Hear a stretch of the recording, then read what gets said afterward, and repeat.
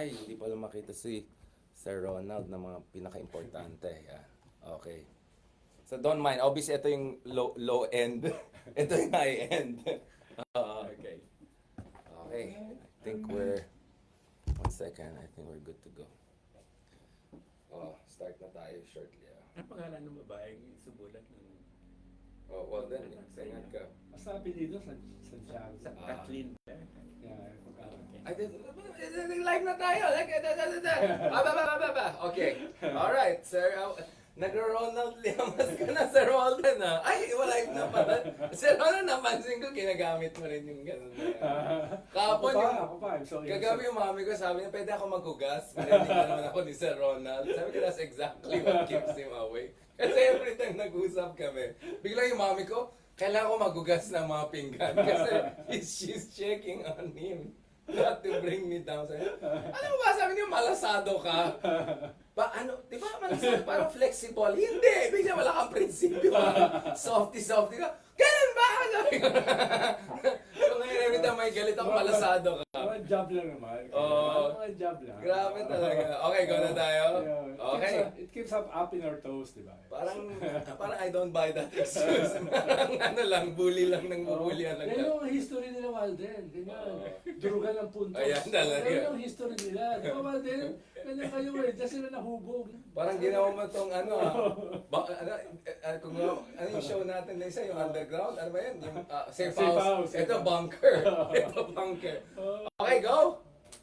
Alright, welcome back everyone dito sa latest episode ng RRW. Double RW. Of course, yung W natin ay yung ating minamahal na mentor, si Walden Bello. Just to be clear, just because he's mentor doesn't mean na wala kaming 60% disagreement. No, just kidding. And then of course... Ang tanong doon, gusto ba niya... Exactly! Parang si proud! Parang si Walden. Na pinroduce niya tayo. Parang wag ka kasigurado. Sige. Wag na lang. Okay, let's erase the mentor part.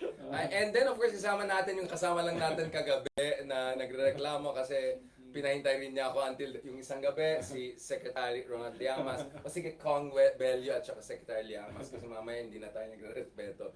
Ito. So essentially our discussion today is Marcos to Marx.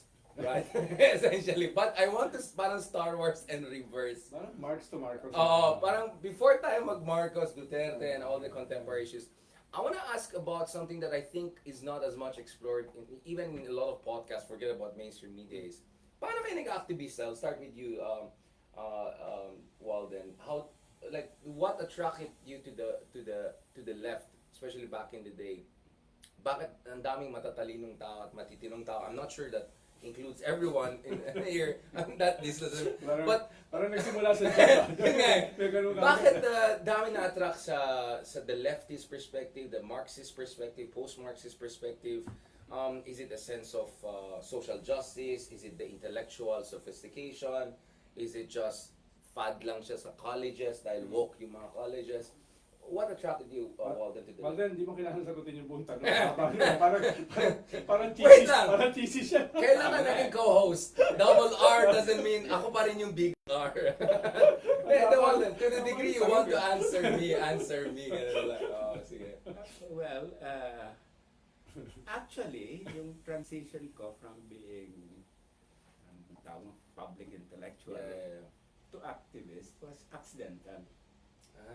Right. Kasi lumalakad ako ron sa Princeton University noon. Di ba social ka agad, di ba? Konyotic. Lumalakad na ako. Tapos, Lumalakad na. panahon ito nung in-invade ni Nixon ng Cambodia. Tapos, merong Institute of Defense Analysis na merong isang crowd na nagrarally.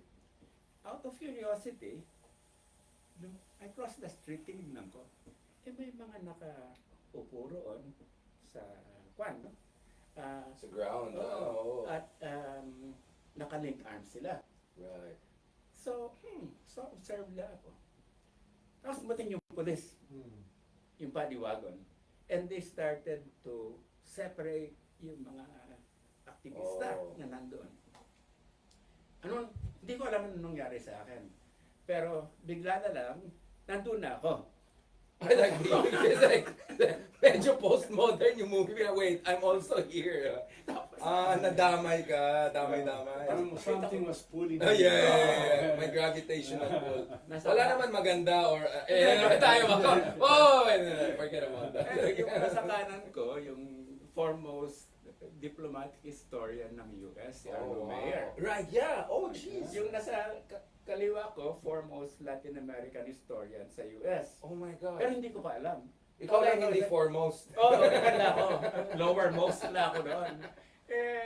Boom! Doon ganun nangyari. Nahuli kami, and then we were sentenced and everything. Pero yung, sabi ko na, yun yung incident na Nag-trigger talaga. So may eureka moment ka talaga. So that works. Like it was really a moment of enlightenment, parang gano'n. yeah, kasi, you know, noong panahon na yon, if you were a foreign student, you got involved in Kawawa ka. politics, you would be immediately deported. Report, exactly. Alangan. So nung aresto na ako, it came to me, putya, madi-deport na ako. Yeah. Tapos, Exactly yun nga eh. Oo. ang what saved me was that hindi pa pala nagko-coordinate yung Different police. agencies. Yung So, police ng Princeton. sa immigration. Sa immigration. That only happened with Osama bin Laden in 2001. So, due to the inefficiency of the US government, Right. I was able to continue my So, PhD. so But after that, oh. yun na. I want to ask you more kasi ayaw ko siyang tanong. Sige. No, but both of you had privileged backgrounds, right? I mean, just about you. I mean, di ba you come from a pretty privileged family background, di ba? Both of you. Ano Diba? bang... Magkaiba kami ng buwan. Ako yun. Hindi, Ikaw KGB ang background nito, ano? Middle class Princeton. naman. Yeah. Middle class naman yung background. Pero Ateneo ka, di ba? Nung ano, sila MVP bang classmate pa, di ba? Yung mga... So higher middle class. Upper middle class. Yeah. Inamin ko na yan. Inamin ko sa sa memoirs ko na tiga Ateneo ko. Pero dati Oh, kasama ko yun yan. ang yun ang ko sa'yo, hindi mo inamin na taga-Ateneo ka eh. Arneo. Arneo. No? So, minsan lumalabas yung kanyang Jesuitic. Oo. Ano ko, konyotic. Oh. Dialectics, no? So I finally decided, pag-aaminin ko, I might as well write about it. Even Right. the various things that I happened didn't know that there. the Cambodia connection, interesting. So, and then of course yung PhD mo had to do with Chile, Ay. Salvador Allende, the Pinochet thing. Can you tell us a little bit about the Latin American connection also? Well, So you had to learn hindi Spanish, lang I naman yung, suppose, yeah? hindi lang naman yung pag-aresto sa akin. Pero I was already reading up on Yeah. Marx, etc. So, parang na-reorient na yung buhay ko habang nasa US ako. Pero nung nandito ako sa Pilipinas, Hindi, even no? after graduation, Mm. the furthest I was an anti-religious rebel. Parang medyo Rizal 19th century pa. Whatever. Oh, Anti-clerico-fascist. Anti-clerical. Yeah. Dahil nasa isang clerico-fascist school siya. Yeah, okay. We're gonna go to you very shortly, Sir Ronald. Pero totoo yan. At that time, Pahamak talaga itong mga to. at that time, Ateneo, pag pumunta ka ron, talagang American enclave yan. Right. Walang Kritisismo, studies of anything, this, nothing. Nothing critical. Basta, sabi ko rito yung mga Dominicans and Franciscans, seal of commission that they tried to ban Rizal from being Yeah. read. Pero yung mga Jesuits, sin of omission. Kasi, sige, you know, Right. you know, but we want to make a special program for him. Right. All you got at the Ateneo was Result. pure Western philosophy, Yeah. Western history, etc. Canons and all of that. Yeah. Ibang-iba sa UP. O Iba- sa UST. Yeah, I was just about to go there. Ikaw, Ronald, because you come from UST yung background mo, journalism and all of that. UST is of course known as a kind of, this was a bastion of Catholic education in Asia, the oldest university in Asia. Kumbaga, the only Parlacan thing is Al-Azhar of Egypt, what it is to Muslims, right? Muslim education. You are to Asia here. It's the only pontifical university. Exactly. So ikaw, Sir Ronald, hindi naman yung naglalakad sa Princeton ang nangyari sa'yo. Yeah. Sa recto ka ba naglakad nung nagkaroon ka ng epiphany? Actually similar. Similar. It was an accident habang Accidental. naglalakad ako. Dahil nung high school ako, narinig ko si Senator Pepe Diok noon. Kasalita. Right. Putya, galing nito. Galing na to, yeah. Sabi ko, I want to be like him, no? Pero dahil wala naman ako pupuntahan na org, I was 13, 14, so wala akong outlet. So, nawala yon. Tapos, dahil yung parents ko ay nasa gobyerno, my mother ko nasa DND, Department of National Defense. Sabi ko kay No, GB with Undersecretary Crisol, Home Defense. Tapos nasa kwan siya, ODA, Office for Detainees Affairs. So may mga horror stories siya na kikwento over lunch, over breakfast. Yun ang nangyayari sa mga detainees. Nabalitaan ko yung kay Nelia Sancho, etc. So doon ako napopoliticize. Hindi But, mga was hindi she mga iba ko. emotionally fraught when she said that? Or Yes, more yes. bureaucratic? My father was in Napolcom. Minsan naiiyak siya, Right. kinikwento niya ang police corruption. So doon ako napoliticize. Not because of books. Not because of marks, yeah. teach-ins. No? Doon ako nagsimula. Pero dahil nasa para akong army brat, no, dahil yung mother ko nasa Capaginaldo, Exactly, yeah. nakikita ko si Colonel Vallejo, ano, a small stocky guy, Yeah, yeah. very intellectual. Tapos military na po doon. Sabi ko, Lodi, idol! Yeah. Kaya sabi ko, fourth year, mag-PPMA ako. No? And then, ang nangyari, yung ex-girlfriend ko pumunta sa UST, so sumunod ako, no? Paano kung mag-PMA daw ako, iwalay na niya ako, so doon ako pumunta, no? Tapos, nung naglalakad ako sa corridor, sa outlet, sa UST, biglang may nakita ko na, exams para sa The Flame, yung campus paper. Right. Sabi ko, subukan ko nga ito, hindi ko alam kung anong gusto kong career. So, kumuha ko, nagtapa ko, naging feature editor ako. No? At the same time, naglalakad din ako sa corridor, may lumapit sa akin, ikaw ba yung Ronald Llamas na nagsusulat sa The Flame? Sabi ko, yes. Pwede ka ba naming imbitahin sa squatters area sa Tondo? Sabi ko, ano yung squatters area? No? Pero ganun ka deracinate talaga outside reality. Yes, talaga. yes. Wow. Tapos pumunta ako, bali yung magsa-isa, nakita ko yung isang Yeah. atinista na Jesuita, si Father Romeo Intengan, Mm. na nagme-medical mission, no? So, doon naman ako nagsimula Namulat ka, nagkaroon ng outlet politically.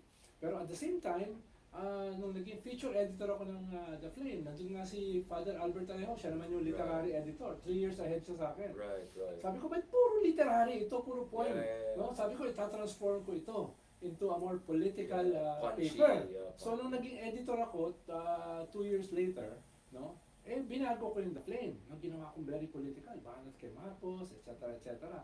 At the same time, na-realize ko, teka, ba't wala kaming student organization? Magbuo nga ako ng student council. Yun yung wala bang student council? Wala. Yun yung first time nagkaroon wow. ng student council sa UST at saka sa UST. UBEL. That was 79, no? Right. That was 79. Di ko alam kung nauna kami sa UP. No? So yun yung first time. We have to reinvent student power. Wala kami kaalam-alam. Marcos babies kami, no? Martial law babies kami.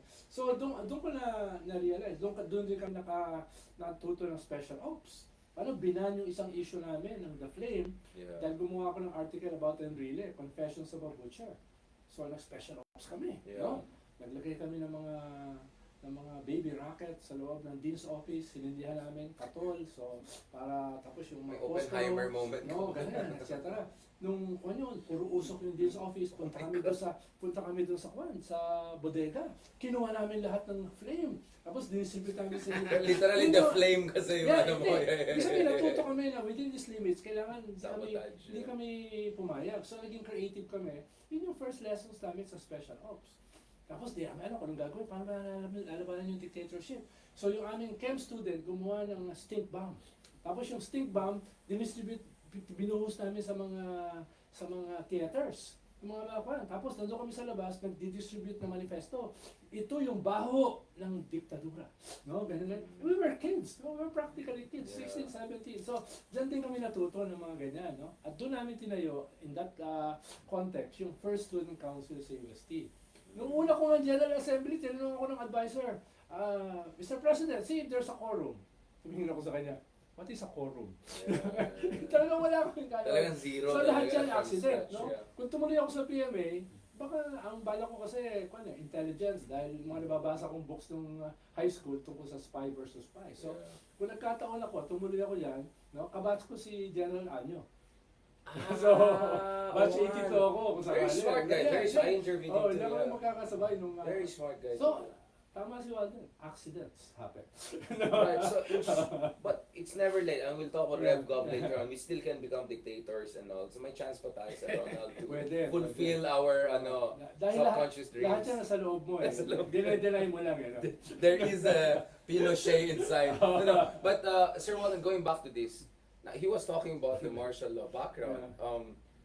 Obviously, even more in your case. Ibang generation kami Yeah, ah. yeah, I know. Even more in the sense that you even saw more of the martial law. So how come it took you all the way in the Princeton grounds to have that moment of epiphany? Is it because your family didn't suffer as much during? Sorry, am I getting reference points wrong here? Yeah. Pumunta ako sa US mga 69. Wala pa palang martial law pala. I missed, Sorry, I missed the whole FQS Yeah. period. But like the elections were messed up already by 1965, right? And I mean, like things were not looking good in the Yeah, Philippines. but if you were at the Ateneo, You're deracinated also. well, I wasn't really in UP. Right. I was in the Jesuit school. Okay, kasi when you said Nixon, Kissinger, I was thinking about Cambodia bombing. 70. 70s na yan, yeah, Yeah, exactly. 70. So just before martial law, essentially, di ba? Not long before. So when the martial law hit, ang nag-politicize sa akin, hindi yung situation sa Philippines, yun nga, kundi yung Vietnam War. exactly. I remember, I was at the biggest rally, November 15, 1969. Kararating ko lang. Right. Dinala ako ng kaibigan ko. Doon. And then I said, oh, ano ito? You know, Yeah, anti-Vietnam War. yeah. And then, ganun, nabuksan na yung mind ko about looking at progressive literature. Right. And noong in-invade ni Nixon ang Cambodia, Yeah, the bombing. Kissinger, Yeah, parang something happened. right. But ang sense Is it the images? Were you looking at the images of children? Yan yung first war na lumalabas sa Yeah. TV as it happens. Parang this is the first version of what we see in Gaza now, yeah. Well, siguro yung nakita kong hinihiran ng mga pulis at binabatuta yung mga Right. estudyante. Yun siguro. Gosh. Siguro yung... But Walden, sir, did you have? I'm wondering because you were saying in the Philippines you didn't want clerical fascism, whatever. In the U.S., ba? Did you think U.S. was a liberal state? Like, did you have romanticized understanding of the U.S. state machinery that you were shocked by the brutality of the police in Princeton? Like, what was going on there? Oh, well, I wasn't really that Enamored or enamored of the U.S. I just was there to Study. do my graduate studies in sociology. And that would have happened if I was not walking down the street yeah. at that particular time and I did not encounter all of these people. The furthest I would probably be would be a progressive public intellectual. But Parang si Hida. Even that is questionable. May debate ba doon sa pag-ibig? Yeah, exactly. Medyo both debatable. Yeah, sorry. anyway, It's your coffee, I'm sorry. Na-hyper ako sa coffee mo, sir. yeah, but anyway, basta ang alam ko, inisip ko na lang kung ano mangyayari sa akin after I jumped there and got arrested at Ma-expel batutan ka. ng police. So namulat si Walden sa American imperialism. Yun ang entry point. Yun ang point ko eh. Was that like your first encounter with the boots of the American Empire, kumbaga, di ba? Like literal, di ba? Something like that. I would say so kasi kapag may mga binabatuta ang pulis, naroon ka, hindi ka na maaaring maging observer lang eh. Whatever liberal ka or what. You know, when you see that happening, you either stand back and watch them being beaten up, or you go there and be beaten up yourself. Yun, basta I blanked out before I knew it, I was there. Pero ang kaibahan ni Walden, meron siyang kahit pa paano, ideological at political framework. Yeah. Dahil intellectual na siya Yeah, at that time PhD na no? Nagsusulat na siya, yeah. no? Expose siya sa mga ibang ideas. Pero iba kasi yung defining na talagang napalabang ka. Di ba? Yeah. Yung rough Oo. texture of reality. Kami kasi wala eh. Totoo. Wala kaming intellectual political background eh. Na katulad ni Walden. Eh, no? Madali na i-connecta eh. Ito pala yan. No? Ito pala yan. No? Ganito. So your journey was a little bit more circuitous or more rough texture of reality kumpara sa kanya. We have to Yeah. to reinvent, no, yung politics namin noon. We don't know anything about student power. We don't know anything about yung sinasabi mong mga Marxist books. Wala kami ganyan. May kaunti kami introduction, nagsimula about liberation theology. Doon kami nanggaling. Yung Pueblo sa Latin America. Doon kami nagsimula. No, Christianity in the catacombs.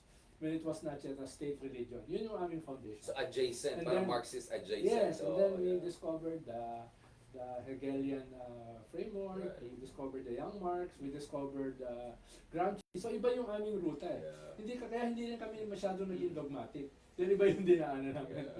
Yeah. Mhm. So organic, very organic. Yes. Very Gramsci in that Yes, sense. pero nung panahon na yon, you were the editor of almost all the campus papers, no? Yeah.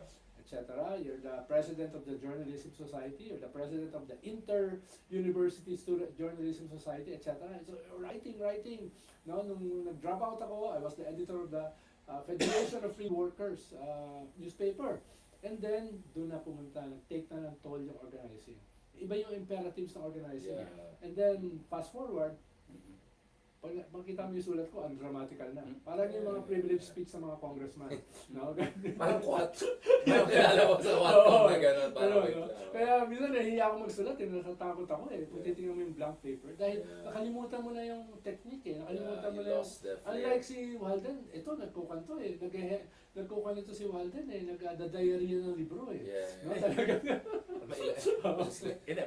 But just Yeah. on that,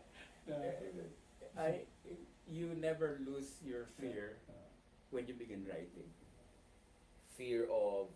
Looking at the blank paper. Look at the Ah, paper. yeah. Nakakatakot talaga. Yes, I feel that. I see. Lalakad ka siguro, it's only after a day that you can kuhan Yeah. until it writes itself. It's the Right. hardest part about writing is Starting. beginning, Yeah. and I have not lost that fear. Yeah. So it medyo interesting. Kami kasi vlogger na kami.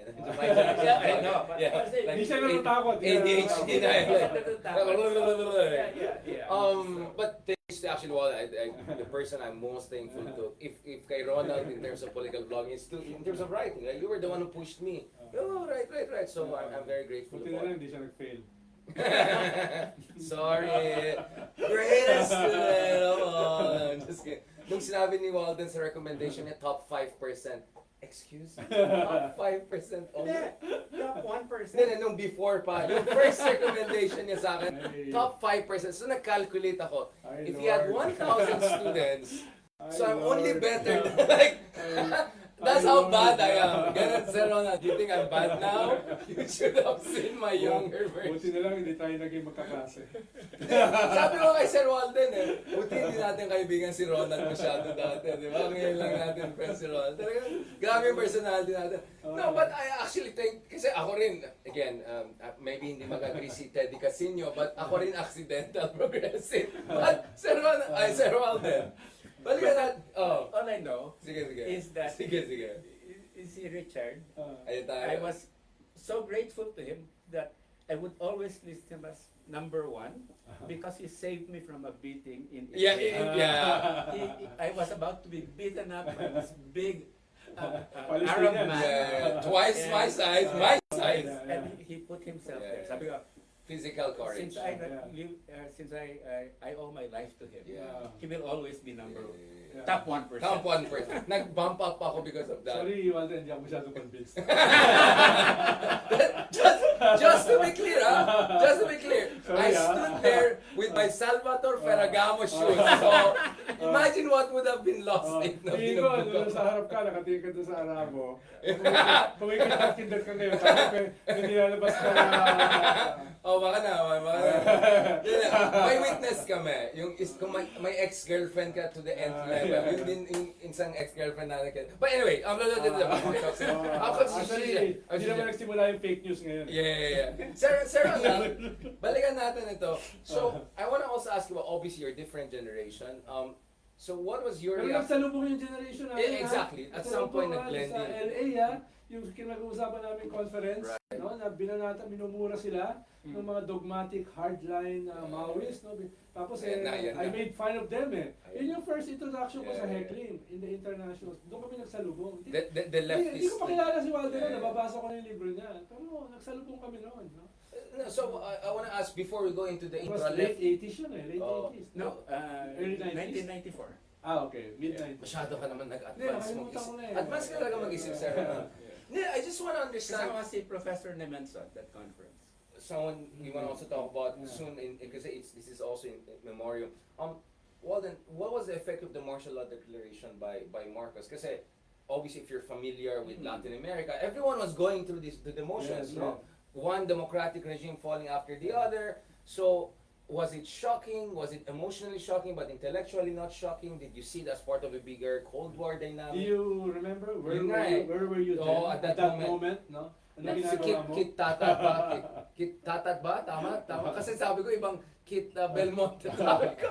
Kaya naman tayo. Nagsasalita Kit si Tatat, Kit di ba? Tatat. Kit Tatat. Yeah. Do you remember Yeah. it? And then, ginagawa ko yung dissertation ko sa Chile noon.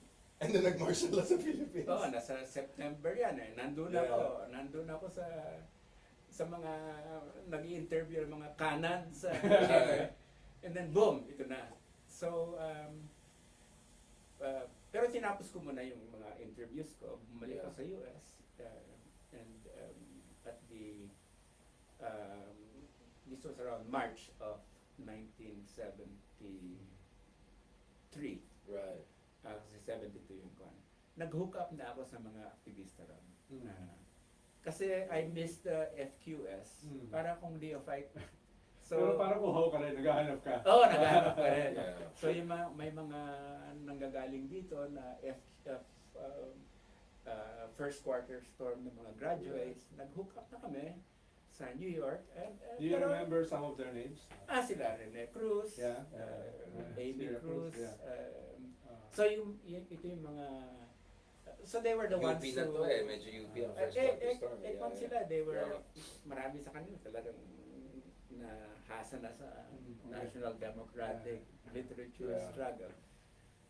Sa akin, kasi nga wala ako niyang activist experience, I was in a neophyte mode. Interesting. Basta ang sinasabi nila, I was really putting it in a Yeah. Can in you imagine Walden as a neophyte, innocent, no? Starry-eyed? ganyan ako. Starry-eyed lang, pero hindi. Nasa una yung kay Joma. And Correct, then, yun, I ended up, na-recruit na ako sa CPP. No? And that began my Flirtation. 14 to 15 years. I was a dedicated cadre of the Communist Cadre. Party of the Philippines. Cadre. Oh, wow. So marami palang konyang na Marami! Princeton Marami, graduate, yung mga mga ganun. recruit, mga Oh my legends. God. Mga first quarter store, mga Dami Amel, parang yun, nabudol. diba? Nabudol. Oo. Na, Galing ah. na-recount ko nga rito sa memoirs ko yan. Yung I was, pag cadre ka or cadre ka, talagang aktivista ka na todo. Yeah. Wala akong, I had no permanent job. Yeah, exactly. All I was subsisting was, I would sleep in the couch of of the friends. No? And So aromantic Tsaka- essentially. Hindi, no? tsaka feel na feel mo yung revolution. Yeah, Oh, exactly. feel, yun. Oo, Parang Habang cosplaying of Lenin. yung mga Habang ganyan, uminom no? ka ng kape, habang nagdi-discussion kayo, talagang Oh my God. feeling mo kung kayo di ba? Parang ganyan ka sa Ronald. Feeling ko, parang ang sense ko nga, may pagka-element of hypnosis. Yeah. Pero a good one. good And- cosplaying also. You just snapped out of it Yeah. during sa EDSA. Yeah. Doon ako na, Ah, that's what happened to me. there's something broader. Yeah. No? No, Yeah. But before we go at snapping out of the hypnosis, kasi I want to also ask Ronald about this. Was it because, and that's our problem now in the 21st century, and we can go about the Perry Anderson thing, like the idea that, or Frederick James, this idea na there was a sense na a different world is possible. Something that probably is harder for us in this era of simulacro and postmodern nonsense, right? Oh, you put it very well. Parang ganun, diba? Yeah, A different world is that- within our grasp, right? Let's Yeah. go for it. Right? But- Brodel Yard. No? Our, Yeah. our Yeah. movement, history, Yeah. and me, we were all on the same trajectory. Exactly, yeah. Because history was on our side. Mm. Yeah. Yun yung malakas na... Ang lakas ng effect. Yun ang Oh, hypnosis. yeah. That's Yeah. hypnosis. Yan yung panahon na yan. Ha? Yan yung panahon na sinulat ni Brodel Yard, yung simulation ng simulacra. Yeah. Yan yun, no? Yeah. Tapos nakita mo yung EDSA, Mm. di ba? Na Right. practically simulacra rin. No? Exactly. Before the depressing 1980s, ikaw, Yeah. sir, obviously you're from a younger generation. And Obviously. oh, well, let's just say for your friends, we're friends yet, still. No, but sir, what was the effect of martial law? How did your family absorb it? Because they're part of Napolcom. Yeah, yeah. Obviously directly involved. I don't want to put like Yeah. I'm not saying in an incriminating way, pero yung stakes are very high. In his case kasi is, in They were Princeton. afraid. They were very afraid. Yeah. Pero never nila ako hinarangan. No? Really? Yeah. Halimbawa, galing ako sa demolition sa Barrio Magsaysay sa Tondo. No? First time ko nakitang hinahampas ng yantok, yung mga metro Yeah, ko ini. Hinahampas yung mga buntis ng mga squatters. No? Right. Kaya, first time, pag uwi ko, sugat-sugatan ako. Hindi ako pinapagalitan ng mother ko. Because Nung they know you're doing the right thing. Yes, yes. Then, alam naman nila, namulat ako dahil sa kanila. Whether they like it or not. No? Whether they intended it or not. So, may ganun. No? Pero nung nasa university na ako, at I also went underground while a student, no? Doon na yung debate about strategies. No? Dahil yung aming leader, gusto Paul Mill, political military action. Yeah, exactly. Tapos nagkaroon ng isang disaster na Paul Mill activity. Kami mga student leaders, what are we doing? Yeah. Wala pa nga tayong base, pupunta na tayo sa mga ganyang klase Yeah. action. So, nag-decision kami, we have to organize first. No? Problema, wala kaming makitang mga seniors sa amin. Unlike kila Walden kasi, may tradition. FQS, UP Commune, etc. So, merong mga generation na magagaling. May fondasyon, Na pwede oo. nilang sabihin na elders nila. Kami wala eh. So kami yung elders, so we have to reinvent itong pinagsimulan namin na Christian progressive ethos. No? And we began to read books. Doon namin, dahil wala namang curriculum, so iba't ibang libro yung nakuha namin. We were shaped by different motivations, different impulses, different intellectual at saka ideological impulses. Tapos yung synthesis niyan, shape what we are. No? At doon kami nakapunta sa isang progressive ethos which has to be democratic. No, yun yung namin. It has to be humanist. Hindi ito dapat na yung mga pinanggalingan ni Walden, no? Mga talagang destroy the state, no, by any means possible, no, primarily through armed struggle. Hindi ganun yung aming dogma. Ang pa namin ay let's be eclectic, no? Let's be more open to other ideas. Let us fight the dictatorship but not to become dictators ourselves, no? Yun yung aming Parang ayoko maniwala si Ronald na ethos ganyan na- kayo. so, whether tama o mali, doon kami nanggaling. At Right. hindi siya shaped ontologically. Right, No? right. It was a work in progress. At later on, when we were still young, Yeah. in our 20s, no, nung nag-drop out kami, na-meet namin sila Dodong, sila Randy, no, na-meet namin yung mga yan. Let's Later, talk about them because sila Rene, no, ganyan. let's talk about Dodong Yeah. because of course in many ways this But I just yeah. wanted to say that this is I'm learning a lot kasi ako I did not know I didn't know that. this part of the left. And it's Salamat. only now that Ronald is showing the origins. Of course, we eventually joined together na bayan. Yeah. Pero yung parteng yan, nung 80s, Interesting. ng Social Democratic Movement, Ibang tradition. blank sa akin. Black box. Yeah. And that's why, nung kinakwento ni Ronald Interesting. dito, oh my Yung God, ito backstory, pala no? nangyayari. Doon. Kaya pala, So ganito. there was a whole stream and a mountain that he was not aware that eventually converged. And like In- Walden, in Akbayan. yeah, and Yeah, like yeah. Walden, we also left the institutional Social Democratic Party. Dahil tingin namin may mga mali. Siya umali siya dun sa institutionalized National Democratic Party. Ah, So doon yun yung interesting. panahon na nagsimula kami mag-gravitate to a different ethos.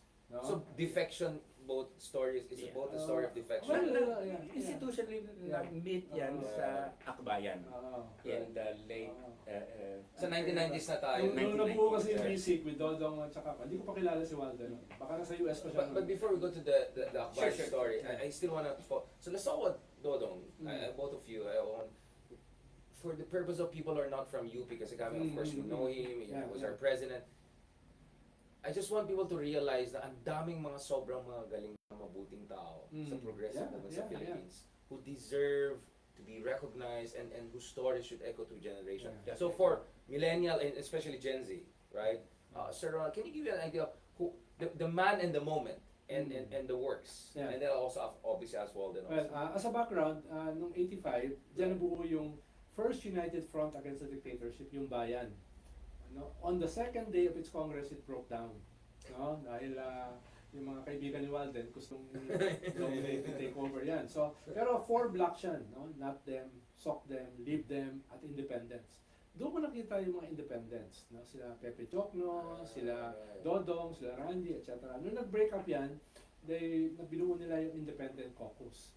No? Na naka-center sa Third World Study Center. Isang leader nung kasama ko dati sa Social Democratic Movement, no, si Jolly Makuha, ay inimbita para magsalita about social democracy. Nalaman ko, pinaghahandaan siyang banatan. At si Jolly, dahil UP crowd yan, tapos puro mga non-social democrats, sabi niya, Ronald, pwede ba ikaw magsalita? No, ikaw ang pumunta. So pumunta, dahil nag-work ako nun sa Workers College sa Ateneo, no, organizing trade unions. So pumunta ako. Tapos nandito na, kita mo na yung mga Randy David, Karina David, Yeah. Dodong Nemenso, Jojo Abinales, yata naghahanda na mag-gang up sa'yo, no? Yeah. Pagsalita ko, I criticize social democracy as the second line of imperialism. No? As a Talagang sophisticated kind of I capitalism, no? knew it. etc. etc. I So, knew it. 1, 2, 3, 4, 5. Inunahan mo sila. Nagulat sila. No? Oh. So, na-disarm sila, hindi sila nakabanat. No? Pero after nung talk ko, kinausap ako ni Randy doon. Pwede ka ba maimbita mag-usap? So, pumunta kami sa bahay ni Randy. Yeah. First time namin na-meet si Roger Posada, si Dodong, etc. So, anong grupo nyo? Sabi ko, mas Christian socialist. No? Yeah. Sabi niya, ano yung Christian socialism? How can you justify your Christianity? Yeah. How can you explain that Yeah. in dialectical materialism, Yeah. in economic determinism? So, ganun yung unang salbo namin, no? Ganyan, no? Etc. Bago ako makasagot, sumagot si Dodong. He came. Sabi niya, Marxism also believes in higher consciousness. Yeah, may, This could be spirituality, this could be the essence of Christianity, pero ito yung ibig sabihin ng Right, socialism. Hindi right. siya sarado, no, sa concept ng spirit, no, etc. etc. Si Roger Planados, nag-intervene, sabi niya, maraming bagay ang hindi mo kayang ipaliwanag sa dialectical materialism at saka Right. economic determinism. Katulad ng theory of negative squares. Quantum physics. Yeah. Hanggang ngayon, hindi ko alam kung yun. Ano Yeah, yung yeah. theory of negative wala pang squares, string no? theory pa Wala nun, sinasabi lang ni quantum Roger mechanics na Talikwan. siya, yeah. Hindi ka pwedeng maging dogmatic. Yan sa Yeah. mga foundations ng Maoism, Marxism, Leninism. because they're not all encompassing. Yes. So, doon na kami. At the rest was history. Nagsama na kami. Yun yung introduction namin dito sa progressive organization. Yung Independent Caucus eventually became BC. Bukluran sa ng BC. socialistang isip at gawa. At doon din namin nakausap sila Rene Sierra Cruz. Pinagawa namin siya ng papers para isulat yung wala kaming alam sa sa election wala kaming alam sa ganyang klaseng trabaho So, pinagawa namin siya later sa 80s para gumawa ng paper about forming a political party. Paano? Fast forward, it took us more than a decade bago nag-decide kami na i-maximize namin ang EDSA, no? EDSA Democratic Space, at magbuo kami ng ng sarili namin. Dahil after EDSA, pumalit din, mga dynasties din mga warlords din hindi na pumalit. Kaso, wala namang alternative yung tao. No, yung Partido ng Bayan was defeated. Tapos since then, ang ethos ng kaliwa is armed struggle. At least the bigger left. No? So kami, sabi lang, we have to provide an alternative. Pero it took some time Si Rene was one of those who painstakingly wrote the premises, which eventually became Akbayan. in 96, 97. Right. Yun yung fast forward. Right. Yeah. Ikaw, Walden, what was your exposure to Dodong ni Menzon, and also, what is your read of his intellectual and also activist contributions? Well, I mainly met Dodong first through his writings. Right. Kasi he was a real Intellectual, theoretician. yeah. Kung ano yung, tsaka alam ko rin that he used to be what the old PKP, Partido Komunista ng Pilipinas, at naging one of the Young Turks, Yeah. together with Jose Maria Sison. Yes. And so throughout those years, talagang he was one of the stalwarts of the Philippine left. The young intellectuals. So, na-meet ko na lang siya pag nung pumunta nga dun sa 1994 conference sa Berkeley, that's the first time. Hindi pa yung first time. First time. First And time then, na-meet kita. So Berkeley is really where all of you Yeah, came and then together. nagturo si- Interesting, yeah. and then I met him again. He was teaching in Japan, Right. and I was also teaching there at that time. And then that's when I began my association with Princess and The wife. Dodong. Yeah. And then they were also involved with Akbayan. Mm. So, all I know is that talagang the one thing that's very solid about Dodong is he never gave up his view that socialism is the way of the future. Right. Despite the 1990s, despite neoliberalism, Despite the Fukuyama thesis and all that. yeah. And now we're seeing how he was right. Yeah. Basta sabi ko karon sa Interesting. dun sa Biography. hindi dun sa during the memorial for Dodong First Yeah. funeral. na yung stand niya na yun was very inspiring kasi marami sa amin nagda-doubt na eh. Especially nung yung Fukuyama, Yeah. bumagsak ang Soviet End of Union. history Ano thing. nangyari ngayon? Yeah. Were we on the wrong path? Yeah, Sayang lang pa tayo ng exactly. panahon. Ang buhay niyo, exactly. I can Oo, imagine oo. how shocked. Pero pag si Dodong, sigurado. Yeah. This still the He was like the Zen master. Just wait, like, alam mo Yeah, yun, yeah. Like, dun sa, Actually, siya nag-convince sa amin eh. Sabi Zen niya, master. Ronald, kaya alam mo ba si Walden? Sabi ko, met him once. Sabi niya, kami nating head ng akbayan, no? Et cetera. So, na-meet namin si Walden again, for the second time, sa bahay ni Dodong. Nandun kami Yeah. apat. No? Tapos nag-offer kami sa kanya na maging... Pero si Dodong, bagamat crucial siya sa pagtatayo ng BISIG, akbayan, etc. That was the golden age of coalitions, ha?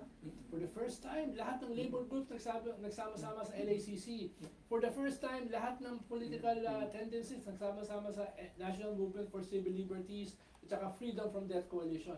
For the first time, lahat ng peasant groups nagsama-sama sa CIPAR, Congress for a People's Agrarian Reform. Ang daming kanya na, ngayon na hindi mo nakikita, that was the time, yung after EDSA. Unfortunately, it didn't last.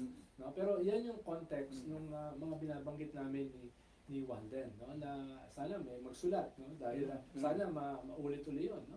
Pero yun yung panahon na si Dodong, bagamat isa sa founder ng Akbayan, hindi siya nagpalimit sa electoral or parliamentary. Naniniwala pa rin siya na doon sa rapture. No? To destroy the monopoly of the elites. The oligarchy. Ay kinakailangan magkaroon ng rapture, which could be to a combination of uprising, electoral struggle, etc. So may ganun siyang broader na pagtanaw na mahalaga, no? Kaya nag-explore siya ng TRG, Transition Revolutionary Government, noong panahon ni GMA, etc. Yes, I Nakulong remember siya sa that. isang military Yes, I uprising remember sa that, Manila yeah. Peninsula with Trillanes. Pasaway na, So medyo broad yung kanyang perspective. Much broader than us. No? Yeah. Kaya yun yung ma-appreciate mo. Pero pinakamahalaga sa akin kay Dodong was the sense of humor.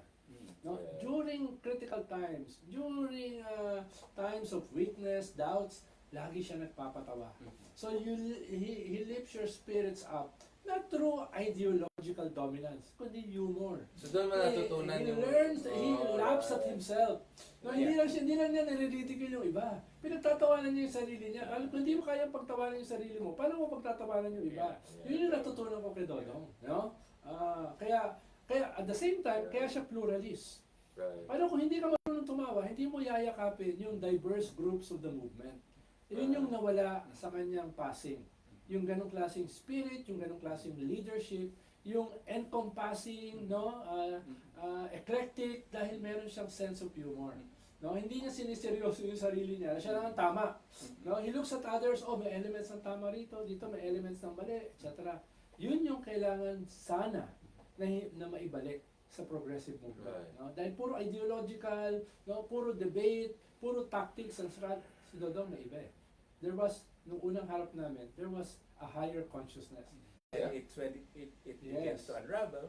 Because, and then, yeah, naniniwala siya na during a rapture, one of the key elements is It's to the divide the military. coercive arm of the state, Yeah. no? At magsimula mag-unravel yung Anshan regime. No? Yung Yeah. tawag niya, Anshan regime, na ito yung ruling system. Yeah. At Coalition crucial of the dyan, yung, reactionaries, yeah. yung division, rupture within the military. So may ganun siyang Yeah. ideological mooring. Pinapaliwanag namin yan, no? Na sana maunawaan din na this is a multi-form struggle. Meron kang mga elements na hinihintay para sa magsimula yung socialism. No? Meron din international struggle. Dodong was always an internationalist. Pag Yeah. tatanungin mo siya sa nangyayari around the world, Yeah, no, that's what I'm parang saying. sinabi, The Arab of Egypt, Yeah, we were yeah, having a long yeah, conversation no? about Egypt, Tahrir Square, diba? yeah. Even during time of ebb, no, global intellectual progressive ebb, hindi siya nadidisillusion. Andun siya, Yeah. like a rock, very steady, no? At hindi siya nabibili. Maybe that's the Christian spirit in him, like the sense of faith in a way, but it's secularized, kind of Yes. progressive. I want to go back to this because if you ask an average Filipino, or even an average intellectual even, like the impression they have of the left is that masyadong factionalized, masyadong divided. Because everything we're talking about here is the convergence point, and we'll discuss even more with Akbayan, the ultimate convergence of practically all of us here, right? But very vicious yung fights, diba? I mean, I don't even need to go back to the Bolsheviks, right? Or Bolshevik versus Mensheviks. I mean, where do you think that comes from? Is it because of overflow of zealotry? Is it because of the passions of the argument? Is it because it's inevitable when all you're fighting is really about a utopian ideas? Kasi the thing with the oligarchs is that they're concrete material things. Ay pare, pag mag-away tayo, sayang, mawalan ka ng 10 hektarya, mawalan ka ng... Pero sa progressives, the stakes are different, right? The stakes are about the utopia.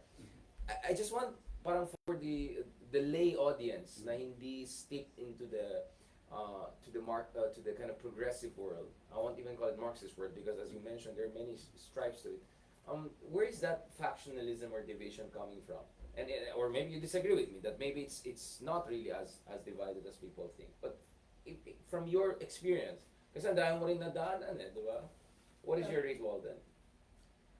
Ang sense ko lang, well, it's several things, no? One is,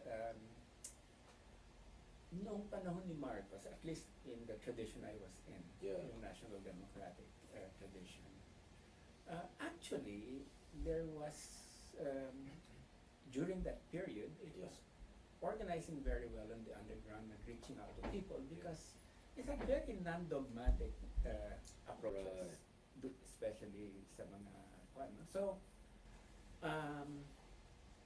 ang tingin ko yung that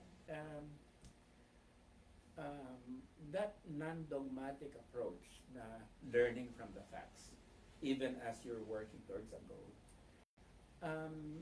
in a way nawala noong that period of EDSA. No? Na kasi and that's why that was a really important part in the history of the left. So yun yung juncture, yun yung critical juncture when things went wrong. Yeah, okay. kasi you know, yung naging response was hindi iiwanan ng US ni Marcos. Yun yung read. Yun yung read. At saka therefore this election is not Yeah. is- It will is not that- produce any it rupture. will Yeah. not produce any Yes, rupture. yes. Okay. you know. But there were already Okay. people on the ground that were basically saying Hindi. But the the people US are being mobilized, no? So ang nangyari dyan is that the US was able to adjust. Kasi to they save its own interest. yeah, it was able to adjust to deep dump Marcos, no? But unfortunately, the left, kasi nga may sense na hindi iwanan ng US yan. At saka, it's impossible that the US is going to abandon Marcos. And even if the evidence But of why the would they, census- is it because of the effect of Third International? Is it the effect of the Maoist framework? I Was think- that the ideological blinder there? there was an Yeah, ideological yeah. blinder. Yung nga yung Yun the ang sense isip that ko the eh, state yeah. is always the The- arm of Yeah, action. the Committee for the Management of the Affairs of the Yeah. Oligarchy or Yeah, Empire. right, right. So, Yeah. but okay, that's a general thing. I guess what we would say is that in general, yes. But the important thing, which we were talking about with Dodong, Mm. is Hmm. the concrete situation. Yeah. And the concrete situation was a wrong reading. And that's why the left called for that boycott and became marginalized in this process. Mm. And the US took advantage of that. Sumakay doon sa insurrection Mm. and basically was able to reestablish liberal democratic regime. Yes. But Tama si Walden, Yeah. sinabi niya, maraming mga impulses na naka-influence dyan sa factionalism, Yeah. divisions na yan, no? Siyempre, pero to focus on 2 or 3, no? Yung una ay, pagpasok mo sa movement, you became part of something bigger than you. Yourself, An idea, an organization, no? Parang kung akapit ka para kang tuko na Yeah. hahawa ka rito intensely at ipaglalaban mo siya, no? Yung 1.5 decades ni Walden within the Of course, Communist yeah. Party or ganyan or movement, no? Talagang hahawak mo yan. And all others are wrong. Ikaw lang ang tama. Tapos nadagdagan pa yan dahil meron kang fascist state, Yun ang silog din sinabi ko. nadudurugin ka. Yeah. So you became, lalo ka naging fanatical. Dahil to survive the repression You of have the to state, hunker down. you have to be more Yeah, fanatical, yeah, no? To exactly. You hunker survive. down, yeah. No? So lalong yung unang entry mo na being part of an idea, an org bigger than you, nadagdagan pa ng repression of state. Yeah. So lalo kang naging Reinforced. dogmatic, consolidated, lalo kang naging self-righteous. Ikaw lang ang tama. Pero nung nagkaroon ng opening up, nung Right. early 80s, nung nangyari yung EDSA, then new ideas are being privately as well as publicly being discussed. So medyo na-open. Kaya nagkaroon na ng mga factions, splits, at nagkaroon ka rin ng golden age ng coalitions. Pwede pala magsama, kahit magkakaiba. Whether labor, whether peasant, whether ideological, political organization. So, kailangan tignan mo yung ganong klaseng context. Ang problema, hindi na sustain at kinulang ka nung dodong element. Yeah. A sense of humor in the midst of all this, no? A mooring, no? Na at the same time, hindi mo sineseryoso yung sarili. Yun yung kinulang. Kaya hindi na sustain itong mga pluralist, broad coalitions na ito, no? Pero tama ka na ito yung mga impulses na pinanggagaling. At dapat, at a certain point, kailangan pag-aralan namin yan. Yeah. Para ma-mitigate, kung hindi man mawala. If there's another rupture moment, yeah. At saka, halimbawa, ngayon, you have, sa lahat ng surveys, divided ang tao. Yeah. Between Wait, the sir, two. Parang halimbawa na. No, but what I'm saying, Yeah. like, you see where we're going, Yeah, right? yeah, Kasi yeah. that's why I'm talking about critical junctures because we'll talk about RevGov even later on, and Yeah. critical ruptures. But the reason I'm doing this is because I want people to understand the richness of the history of the progressive movement. Because I'll admit, even I mean, it's even questionable how progressive I am to some people, at least, who are also even questionable themselves. But let's not talk about it. Not a few people. But not Sir Walden, I know you were not proud when I said you were mentor. And, sige na nga. No, but seriously, Walden, so, I'm proud of you. oh yeah, Sir Walden, ikaw kasi. Yeah, Walden is not perfect. No, but I Sige, just sige, wanted please, to sige. add dito na at saka hindi lang yung domestic. Yeah. You know, there's so many things that produce. Yeah. Overdetermined siya eh. Oh, the- One of the founders of the World Social Forum, I know. etc. So, Yeah. OG. But what I mean is that Yeah. so these things were happening, EDSA and everything, and the left basically after a real good run for Yeah. almost 15 years Yeah. became one of the principal actors. No? na marginalized kasi it was just an onlooker Yeah. with EDSA. But at the same time, international din. Mm. Yeah. Kasi we're talking about 1989, bagsak ang Soviet Yeah. Union. Mm. Berlin Ito Wall, yung yeah. Berlin Wall. whatever might not have been perfect and everything else, but it was the first socialist state. And the non-aligned movement began to unravel. also. Unravel, and then China Yeah, became a international. capitalist country. Yeah. And Basically, Fukuyama began. The whole Fukuyama era. all I know began. is that Yeah, yung yeah. period na yan, nagsama yung International. restoration of liberal Yeah. democracy rito with the collapse of socialism to create real problems for the left. That even though nagkaroon ng problema yung financialization, Yeah. neoliberalism, Yeah. and everything, those problems were not enough to obviate the crisis of the left, Yeah. which continues. Yeah.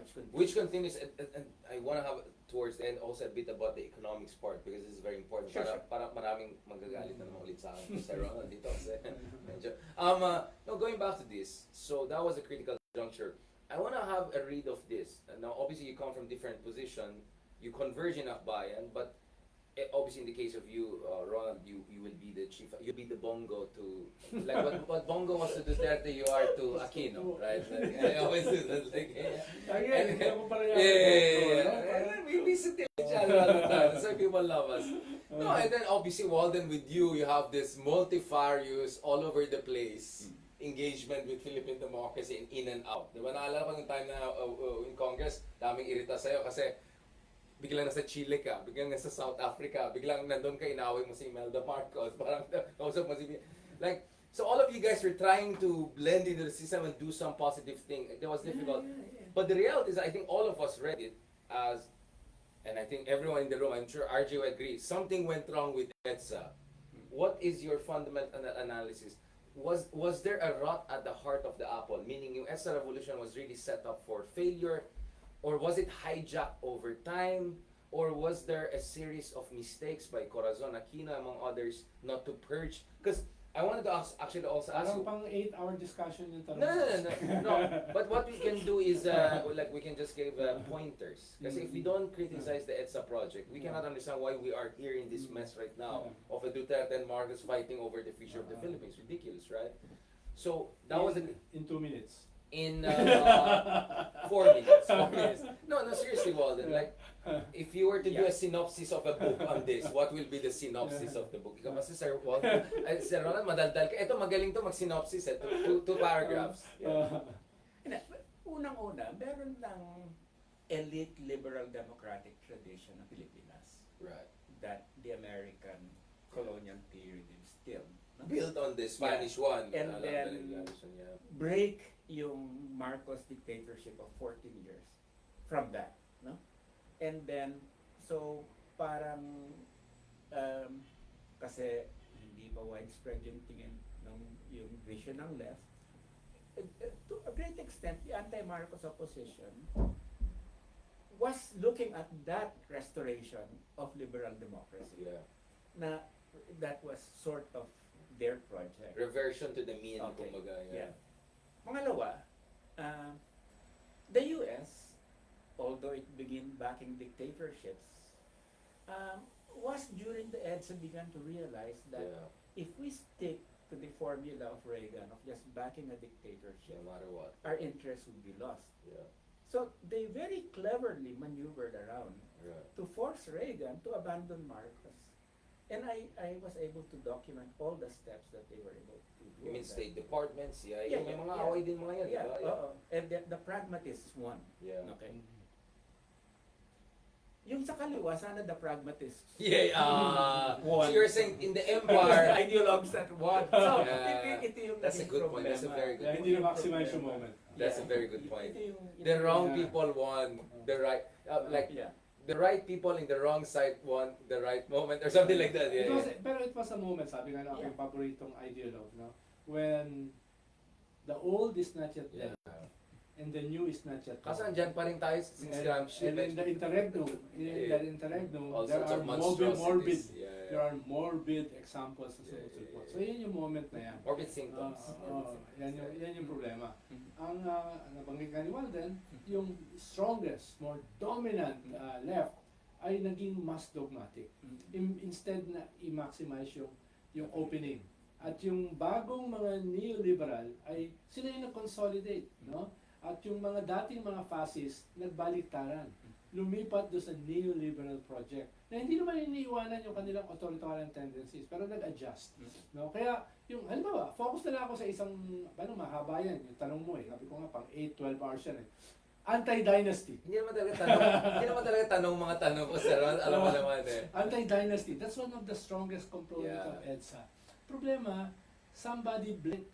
Hindi nasama yung implementing rules. Yeah. So, hindi gagawa ng Enabling implementing laws, yeah, rules yeah, ang yeah. isang parliament na dominated ng anti-dynasty. No, so the ethos of monopoly in both the economy and the politics remain. Kaya titignan mo yung past 38 years. No? Even the liberal ethos was pummeled. Yeah. No, as early as 92, the first election, no, kung nagsama si Danding at saka si Imelda, Panalo na they sila. could have won. That was immediately after EDSA. Tapos yung pumalit, si ERAP was clearly pro-Marcos. So you Diba? already see the So, project was yes, failing. Yeah. Tapos meron kang GMA na yung ethos, muntik mo declare na state of emergency, ang ethos ay corruption at saka authoritarianism, no? At yan, may sumulpot uli na Pinoy, pero that was just a moment, no? Tapos sumulpot uli si Digong, which lahat ng masama, no, dun sa ating political system ay in-encapsulate niya. So, ang sinasabi ko lang, Yeah. Richard, no, hindi naman siya nawala no? The authoritarian, very conservative ethos, no, intermixed with the neoliberal ethos. Yeah. At yung progressive movement, hindi alam kung ano gagawin.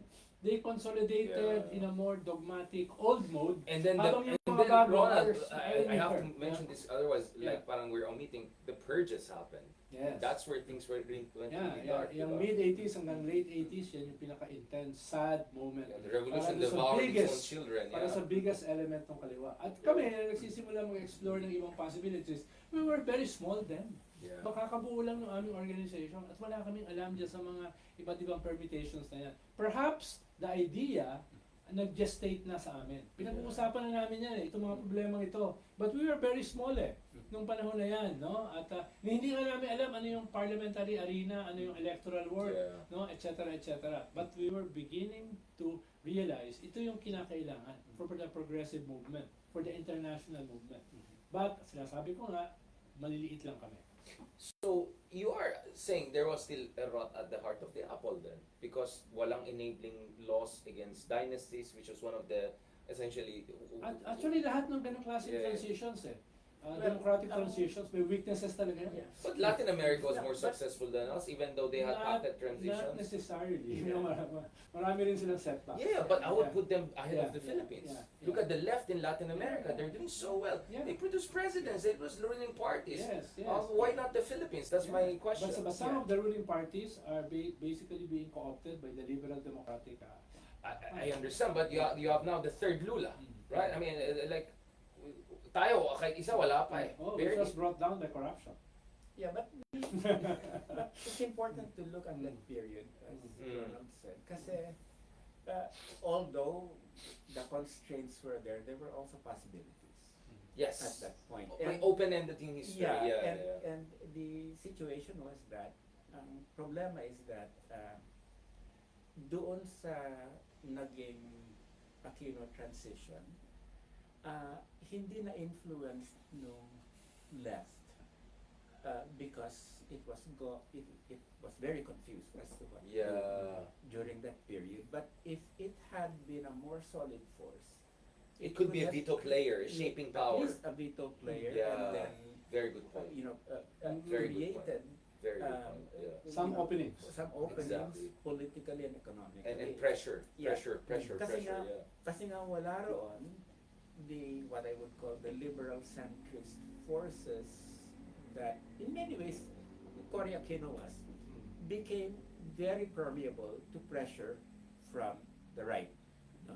Both the local and the international, because what happened is that yung the decisive economic um, uh, um, decision at that time was, babayaran ba ng Pilipinas yung utang? And sila, alam ko Yeah. sila Solito Monson, Yeah. were basically saying at that point, you cannot have a development policy in which their overall economic policy is to pay back the debt Yeah. of Marcos, $26 billion. Anong ginawa?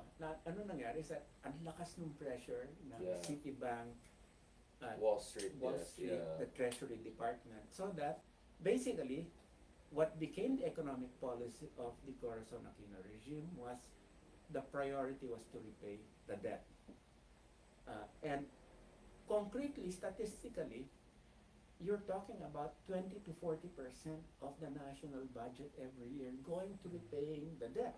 Yeah. And basically what I'm saying is that if there was a stronger progressive role Yeah. in the Aquino government, they could have prevented this. Those critical decisions, At ang problema yeah. sa progressive movement niyan, Mm. ang ethos ng progressive movement ay to weaken the state. Yeah. Mag-unravel, no? Yung i-heighten mo yung contradictions Mm. para matalo siya ng armed struggle Mm. by surrounding the city Yeah. by the countryside, no? So, ibig sabihin yung biggest progressive group ng panahon na yon, hindi papasok masyado sa ganung klaseng discussion. Yeah. Dahil it might strengthen the state functionally, Yeah. no? Functional enhancement ang tingin dyan ng kaliwa. eh. Enabler No? tayo. Bakit? yeah. Ba't ka papasok dyan? Ba't mo yung aayusin yung Estado? Eh, ang purpose natin Yeah, ay wrong durugin shore, yan yeah. through the armed struggle. So may ganong klaseng Mm. fundamental weakness, yung progressive movement at that time, at that juncture na nag-open. No? Yun ang sinasabi ko. At yung iba, nagsisimula pa lang mag-experiment. Halimbawa, kami, we organized the first workers' control and self-managed cooperatives in Basilan. Some of us are exploring within those Yeah. limits. No? Yeah. Ano ba yung ibig sabihin ng socialism? No, ito yung ibig sabihin namin. Wala kami, hindi kami pumapasok sa framework na weaken the contradictions at para mabago o madurog fundamentally ng armed struggle. Ako namin, experiment. No? Yeah. Pasok kami sa local elections. No? Pasok kami, eventually, nung panahon ni GMA, we explored relationships with military activists within the coercive arm of the state. Right. No? Tapos, sinubukan namin na magpatakbo originally dahil local lang kami, tsaka party list, subukan natin national. At kahit natalo twice si Risa, naka-generate kami ng Yes. millions of votes which we never Right. generated before. So, na-break yung glass ceiling.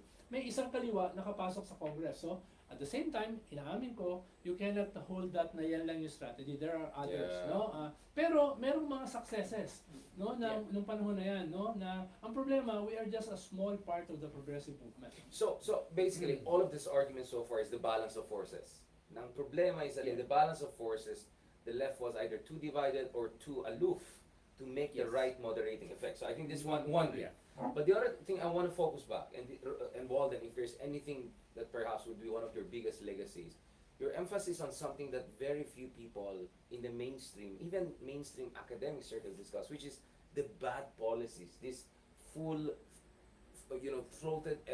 throttled and full-fledged embrace of the worst possible combination of economic policies, which may explain many things. I mean, RJ, I want to ask you, di ba, tingnan mo, itong explanation, kung narinig natin, bakit ang pangit ng economy ng Philippines kumpara sa mga kapitbahay natin yun? Parating sinasabi natin, di ba, dahil democracy tayo, magulo tayo. The Lee Kuan Yew argument is, you have too much freedom. Now, I want us to listen to what I believe is the right explanation.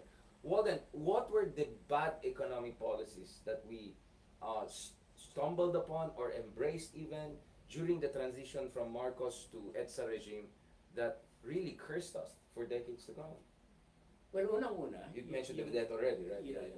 during the worst mistake of the Corazon Aquino administration was to prioritize repaying the debt. Of Marcos na questionable, Yeah. na odious Yeah. debt, na pwede mo i-renegotiate Kasi- naman. Yeah. Kasi ang problema dyan is that pag 20 to 40% of your budget Goes to debt is going servicing. to the debt, wala nang capital investment. To put in infrastructure, Wala na, wala poverty, na. You're healthcare. just- Yeah, Paying personnel na lang. yeah. Now, so it's not surprising that between 19 1986 and 1992, the Philippines grew only about 1.25% a year. Yeah. And the rest, 10% our almost. neighbors were flying Yeah. on. Mm. The second thing was nung pagdating ni Fidel Ramos, ito na yung full-blown Privatization. privatization, project. neoliberal. It was pushed by Mm. people like Ciel Habito, etc., etc. And Sure. We're at on the all same page levels, on inquiry. Yeah. at all levels, the Kaya mahal ang electricity, tubig, kasi privatized lahat. Privatized. Oligarchs ang nag-take over. Yeah, exactly. Deregulation, no? So sa isang banda, wala nang pera yung Estado para mag-invest sa kalsada, sa infrastructure, sa healthcare. Pangalawa, wala na rin pera ang tao na bumili ng electricity kasi ang napakamahal, privatize everything, right? So lubog sa utang rin ng tao. And talagang At nangyari yung regulatory capture. Regular yung capture, yeah. regulatory capture. Which means, yung kung sinong dapat bantayan para hindi bababuyin itong process ng privatization, medyo binaboy na rin sila. Sila yung nagbabantay sa sarili nila. Sarili nila. Yeah, Yeah, exactly. So this was a time na This is important because people have to understand, kaya nga ang pangit ng economy ng Philippines kumpara sa kapitbahay natin. These are the bad policies. This was a time that we had malakas pa yung labor movement in Yeah. late 1980s. Mm. Pero owing to neoliberal policies na anti-labor, Naubos. tinatakot ang mga workers. Pag nagpunyon kayo, pupunta sa China, Yeah. pupunta sa Yeah. Thailand, yung mga kwan, no? So, malakas yung... So basically, when we say neoliberal, again, for the purpose of the audience, ito yung primacy of market The market, sentiment. yeah. Investors' confidence para Investor Investors' confidence. confidence, Ano gusto ng mga market. negosyante? Pero isa ganun? rin problema natin, no? You could have organized a social pact. Pero Yeah. wala kang modernizing elites. Yeah. Di ba? Yeah. Yun So, din, ang naiwan sa'yo ay elites na carpetbaggers. Quick money, return on Yeah. investment. No? Retail, real And estate. it helps shape Yeah. the economic contours Definitely. of the next decades. Yeah. So, Hanggang yan, yeah. and then of course, dun sa fight over tariffs, they wanted to bring down that tariffs from, mataas yung tariffs natin noon, but they wanted to bring it down to level of Chile. So Na again, 11%. sorry, when you say tariff, these are the taxes we put on foreign imports to kind of Right. protect our domestic industries, That's right? right. So tinanggal mo rin yan, right? Tinanggal yan. Kasi sabi nila Ciel Habito, pag kaya ng Chile to reduce tariffs to 11%, Si Chile mas talaga.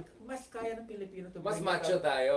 to 4%. Macho tayo. Eh. Boom! Ano nangyari? Namatay ang Yung Marikina industry. Marikina and Naalala mo, RJ, may mga And shoes then- yung Marikina dati. Sure. Pansin mo, wala na yung industriya ng China na lahat. eh. Pasok tayo sa WTO, Yeah, yung World proyekto Trade Organization, ni, yeah. ni Kwan. We conceded on all eliminating quantitative Yeah. tariffs, quantitative protection. Nasira ang agrikultura natin. Yeah. And so basically, with your two dynamic poles in any economy, industry and manufacturing, Yeah. dying because of government policies of deregulation and Na walang kinalaman ito sa oligarchs. This is a technocratic. No, may kinalaman. No, The no. oligarchs No, no, became the but- monopolist. No? Yes, that's true. But the point is, Yeah. Walden is saying, huwag natin kalimutan yung role ng mga malinis tignan na PhDs, na professors, Yeah. na hindi naman korakot, pero mali yung policy decisions. Yes, yes. diba? Tama. That's what I'm saying. Yeah, definitely. Kasi nakon sila, nasilaw sila sa neoliberal economics Yeah. ng US. So basically, It was the time of Hayek, yeah, the Yeah. ideal of Yeah. neoliberalism. ang naiwan sa basically with your manufacturing gun, Friedman na to. with Yeah, your yeah, yeah. agriculture gun, the only thing that was active was labor export And rent-seeking. and of course the Industries. rent-seeking industries. No? But the labor export is what let families go afloat. Kasi otherwise, Yes. walang job, walang trabaho. There's Yes. nothing in the It Philippines. The actually payments so started bad. during the dictatorship. Of Marcos. Simula yan noong early 80s. Pero na-institutionalize Yes. lalo nung panahon ng EDSA na Yeah. parang Yes. naging pillar of foreign policy pa Yeah, natin. yeah. Trabaho ng DFA, di ba? We wrote something about poverty of Yeah. Philippine foreign policy. Yeah. Hanggang ngayon, galit ang DFA sa akin dahil sa sinulat. Pero the material base was there after EDSA. Yeah, yeah. Gusto ko Kasalanan trabaho, talaga ni diba? Marcos yan, kaso Kaya lumala. nabawasan. Yeah. We have an intelligent workforce after EDSA na walang opportunities. Yeah. Or ang baba ng sahod, bakit pa sila magstay dito? So, ang worst thing is yung cultural education impact yan. Yeah. Kasi kids learn that walang opportunities Pilipinas. So Vocational na lang your din, yeah. education is really a preparation to go abroad. Yeah, vocational. Yeah. And that's na institutionalized na yan sa ating Yeah. mga youth. Exactly. Yeah. The only place to go is not in the Philippines but abroad. Unless, Or work with foreign Yeah. companies, call centers. unless something pumunta ka like sa that. NGOs. Yeah, right. Na magaling maghanap ng ano bang meron kami niyan. Na- May mga movement ka. Na by the mid-90s, naubos na rin. Yeah, naubos na rin. Yeah, yeah. So, it's Right. yung mga, I guess ang sinasabi natin, No, is, no, if we look at it in a macro Exactly. And the economics part, which The is very economics important. part. Yeah. We have to start teaching economics again. Yeah. You know, kasi talagang nasilaw itong market economics. That basically, ano ba yung UP School of Economics? You know, Yeah, all it yeah. teaches is that Mm. just leave everything to the market, and the market will work wonders. But That's what's you're a happened. sociologist. Why are our economies like that? Because there were the Berkeley boys in the Suharto administration. It's like you have also this kind of Ivy League graduates or American Sure. influence in other countries. But as you have written extensively on new developmental state development, hindi sila ganun ka nasilaw sa American influence. Yeah. Especially the Friedman, post-Hayek, new Hayek Actually, influence. Why? Dahil mahilig tayo Like who? mag-impress? Sino yung mga yan? Hindi, itong mali. Sa atin, wala masyado. Yeah, sa atin nga wala. Pero pag tinignan mo yung South Korea, Malaysia, Indonesia, even if they're Thailand, obviously. Thailand, And now Vietnam. basically, they spoke free market language, Kunyari lang. but they protected their industries. Like China. Also Yeah, yeah, China. basically. Exactly China. Yeah. Or yung Basically. kinita nila from corruption, hindi nila dinala sa Switzerland. Oo. Yeah. Nire-invest nila. Oo. Yeah. And then nung sa In a kita cynical- nila in a sa cynical way, investment, bili sila ng wine Yeah. sa France. Pero may investment na. Yeah. Exactly. Yeah. But basically, this is why yung mga neighbors natin, ng mga technocrats, they did not practice what they preached. And they were right. Because they just wanted to impress foreigners. To impress yeah. the Americans Oo. and the IMF. Now, we're making Yeah, neoliberal but reforms. behind the scenes, they're protecting their industries and all. Yeah. Yeah. Eh tayo, our technocrats practiced what they preached. They were true believers. They were true That's- believers. That's the problem. I mean, this Masyadong sincere. Pero Hindi naman yun naglamas. yung isang weakness naman, babalik ako sa progressive Yeah. movement. Sa moment na yan, Mm. habang nagdo-dominate yung neoliberal Technocrats and all, etc., within and outside sa ating bansa, yung progressive movement ay hindi Gramscian, Mm. hindi war of movement, war of position. Yeah. Within the confines of the state, pero actually outside as well, Civil complementing society, each other. yeah. At saka yung third plank, yung cultural ideological engagement. Yeah. Yun yung kulang. Paano? Definitely. Yung neoliberalism became dominant dahil mahina rin yung kwan eh. Ilang mga intellectuals natin yung nag-engage niyan within war of position at saka war of Yeah. movement sa state, no? So yun ang sinasabi ko. And then they'll put some complicated mathematical formula based on very questionable premises and then yes. intimidated ng tao. Hindi gets pa. Yeah, They so- treat economics like physics, which is So not. pandito eh, no? Hindi lang siya organizational, Yeah. war of movement, war of position, kundi also ideological. And communications Yeah, problem. yeah. I mean, you listen to the leftists, it's all this Yeah. jargons, fights between Trotsky and Stalin. Like, no one relates to that stuff. Kaya sumulpot yung populist temptation. Yeah. The populist ethos naman. Dahil sila yung nakaharness ng disenchantment ng masses dito sa mga failed institutions na ito. Hindi tayo. No, may Yeah. nakuha tayong kaunti. Pero basically, ang nakakuha nito are the Arabs, no, are the Dutertes, no, Yeah. combination ng Marcos at saka Dutertes. So yan yung nakakuha ng ganyang klaseng ethos. Na dapat sana tayo nag-harness. This is massive disenchantment, Yeah. no? Pero nasaan tayo? That's a perfect segue because EDSA 1 was not the only EDSA. There would be an EDSA 2. Mm. But there's another EDSA that everyone forgets, the pro-Arab EDSA. Panahon ni Arroyo, marami namatay. And Doon mo makikita yung seeds ng ganitong klaseng Exactly. populism. that's where, so si Garrido, right? Another sociologist, he did a very good analysis na dun mo rin makita yung seeds ng Dutertismo eh. Na how the Filipino middle class and chattering classes dismiss the EDSA 3 as a bunch of bayaran, squatter people, when in fact they truly believe in Arab as their champion. Paano si Arab ang naging representation nila? Even if Yung he's a kanilang- flawed yung kanilang guy, galit, exactly. Yung kanilang yeah. galit, no? Siya ang naging representation. In a way, fast forward, na si Digong ang naging representation Exactly. nung galit nila, nung kanilang mga fears, no? Including the Mindanao Yeah, factor, which yeah. was not there. This is Yeah, now. yeah. So we say Pero- continuity from EDSA Tres. Pero dalawang volume siya. Dalawang volumes yan. No. But that sets the point. I think we're almost done with the marks. Let's talk about Marcos, right?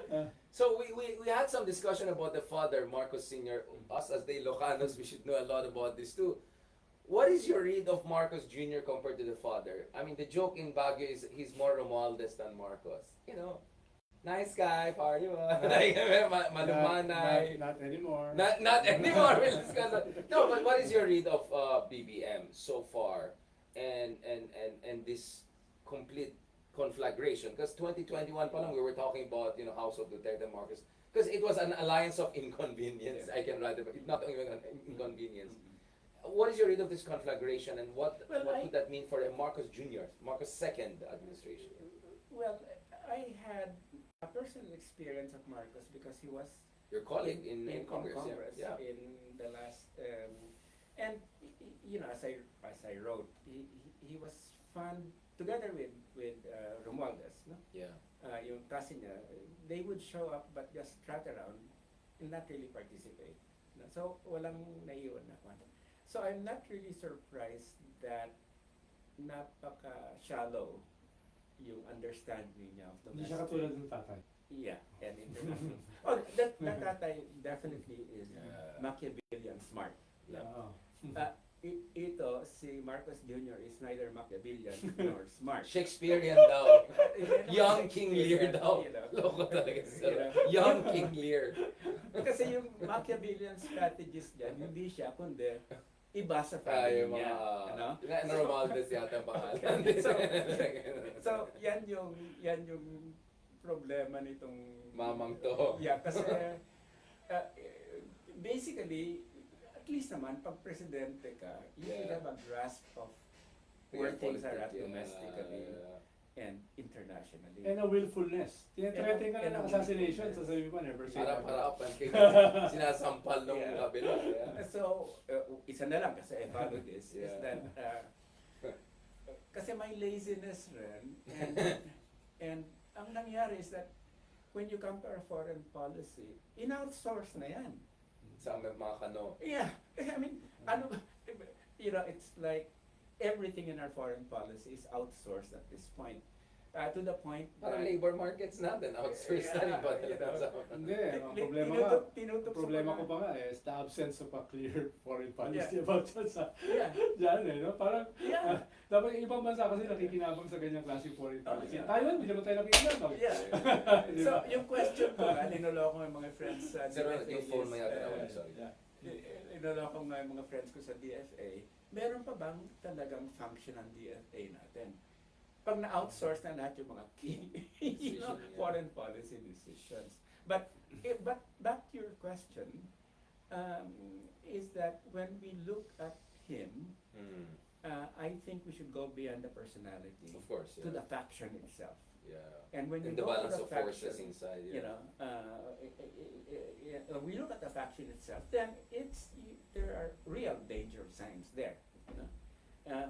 So I think it's important to go beyond the personalities, say Sarah or Bongbong, to see that this is really a dynastic struggle in which Yeah. Machiavellians are involved, Yeah. even if the key personalities might not be that smart. Yeah. Unibrats. nga. Well, magdadigress ako ng konti. Mm. Yung fundamentals, I agree Konti with lang, Walden. konti lang. I agree with Walden.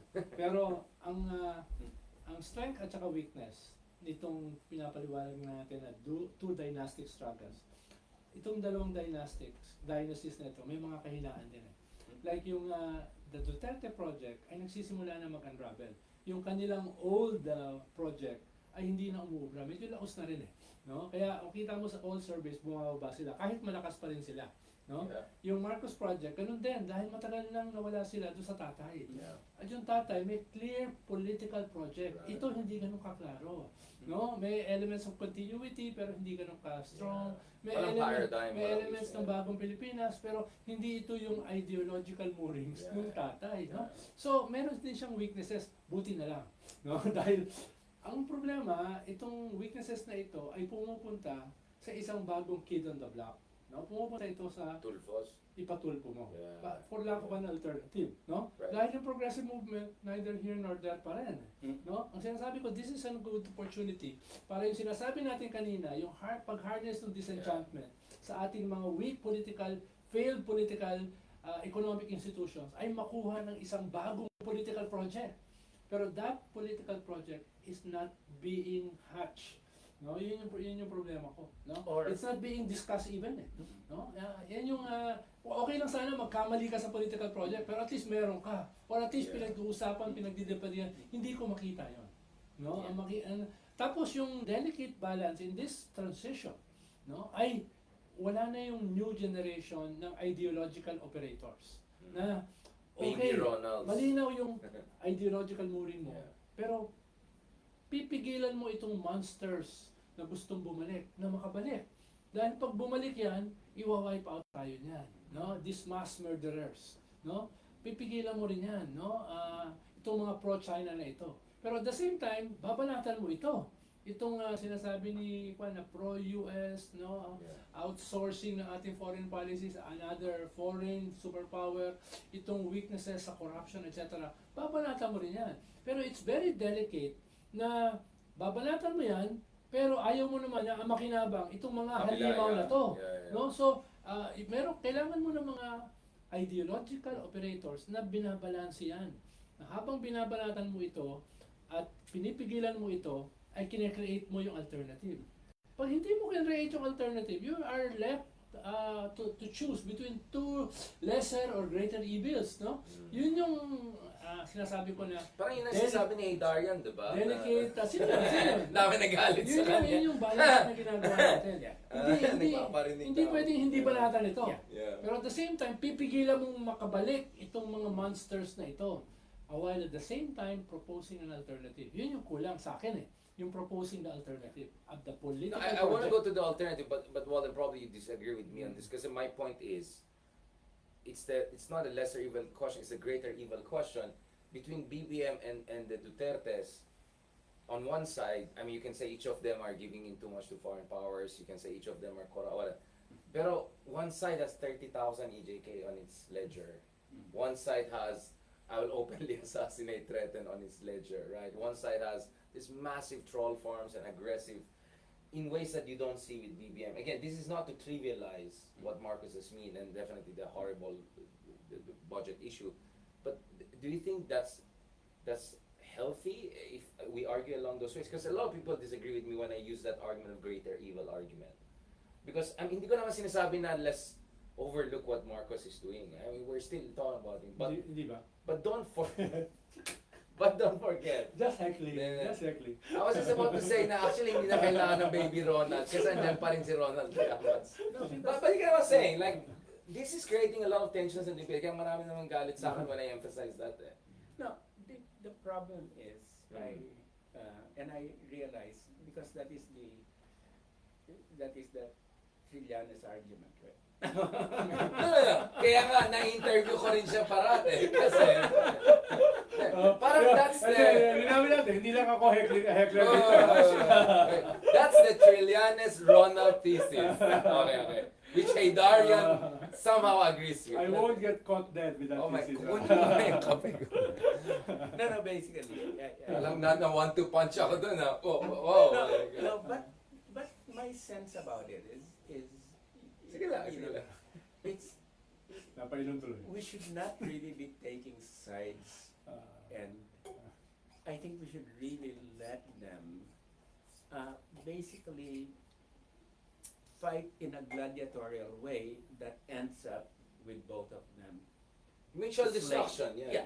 Mutual. Neither nor. I always said Yeah. Trotsky, di ba? Neither Yeah. nor. Ang Don't problema, choose. Walden, Yeah. no, for now, the alternative is another populist, Duterte, yeah, another yeah. populist, Yeah. or the RevGov. waiting on the wings. Yeah, yun nga. They're there, no?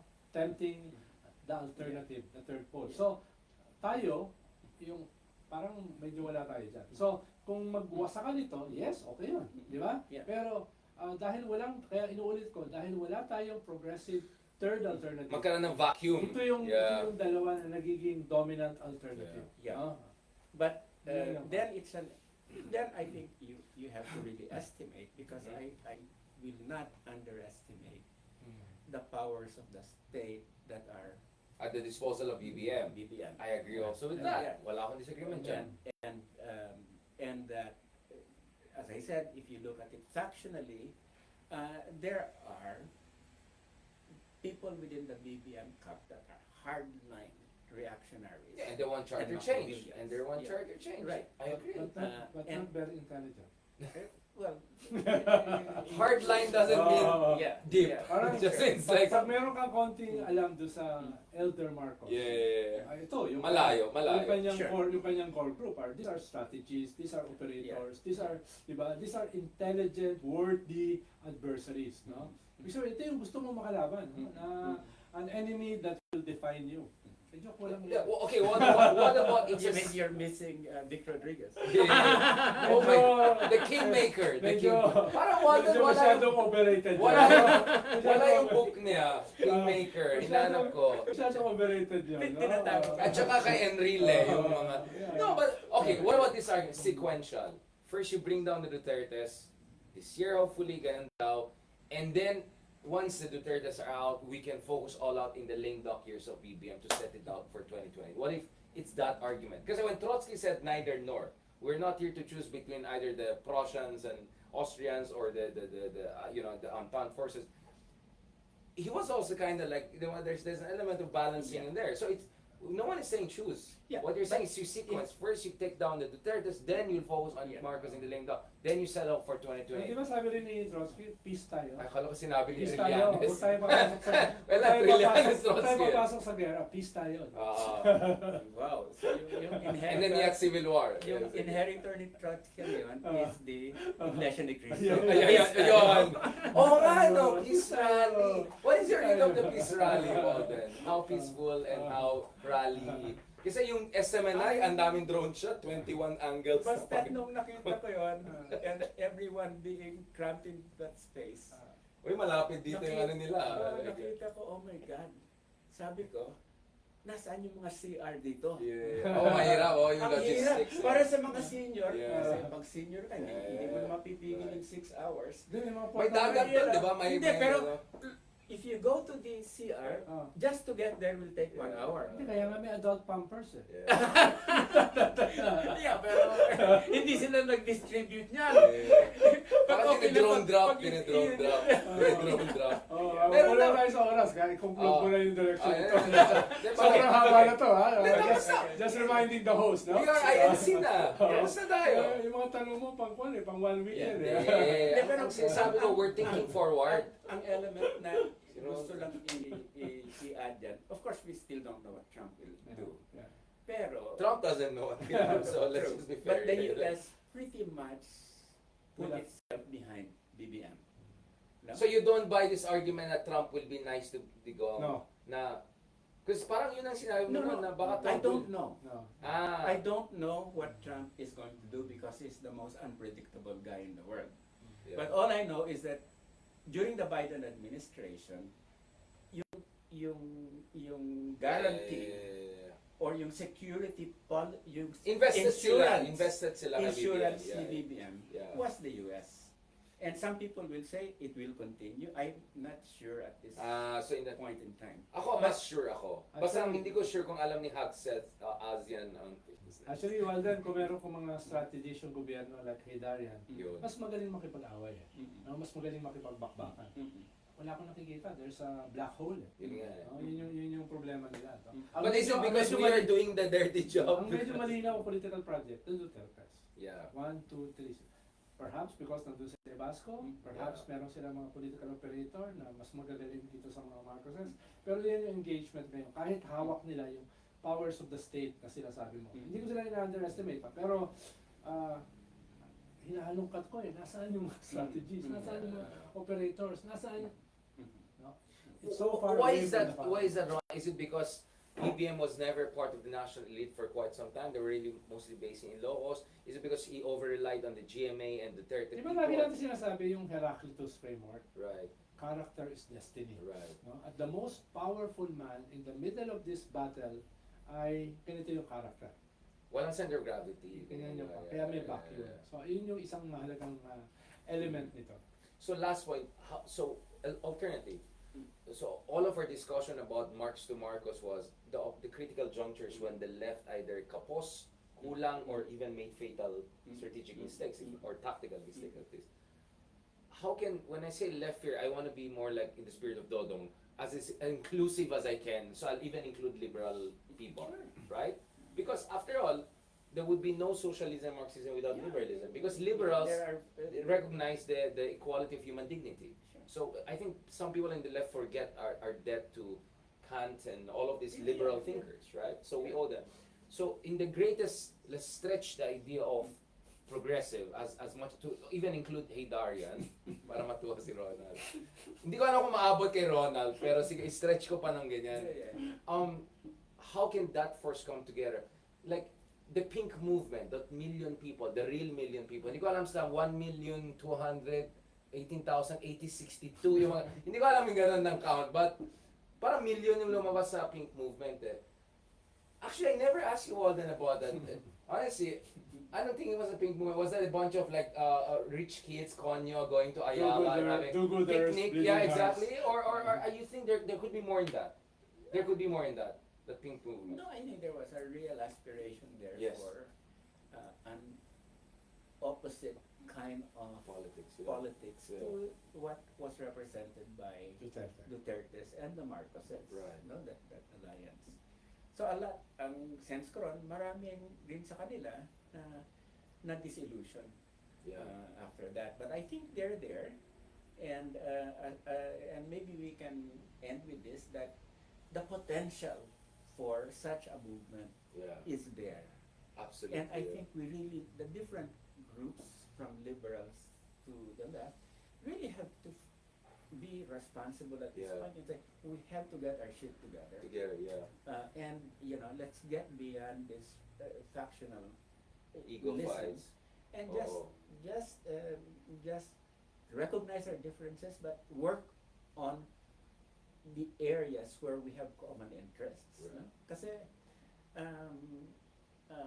that's really what is so badly needed at this point in time. Kasi in terms of ideas, in terms of Yeah. policies, in terms of ending neoliberalism, Yeah. industrial policy, nasa lahat yan.